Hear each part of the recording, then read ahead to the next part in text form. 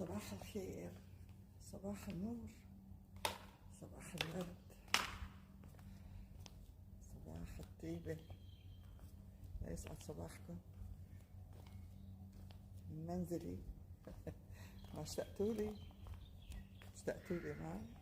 أكيد اشتقتولي. سمعكم صوت الديك. الجو حر ورطوبة بصراحة فأنا قلت لازم أمشي مثل العادة. يلا خلينا نروح نشوف، نتمشى شوي ونحكي. سامعين الديك؟ جنينتي، حديقتي، حديقة الغناء. شوفوا أنا إصبعي مكسور طبعا،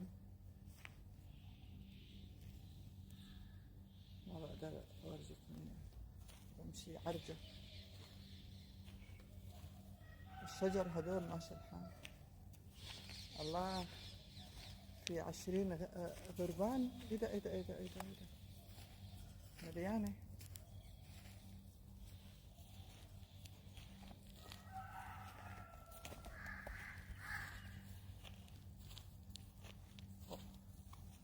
عم توجعني رجلي، بس بدي امشي شوي، بدي امشي. سامعين الديك؟ عن جد الصبح حلو. سبحان الله، مهما الواحد راح ورجع مثل بيته ما بيلاقي. بيته هو الأمان، الاستقرار. إن شاء الله حتى بخيمة، بس يحس دائما إنه عنده شيء خاصيته يملكه. لذلك دائما أنا بقول المنزل هو الروح بالنسبة للبني آدم عن جد. ولكن الواحد مضطر أحيانا يغيره لأسباب يعني.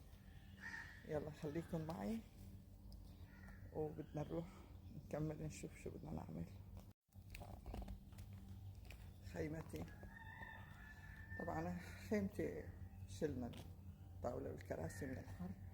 هلا بدي ادخل على البيت، يساوي نسكافيه ونشوف شو بدنا نعمل. تحياتي لكم، صباح الفل والياسمين، صباحكم.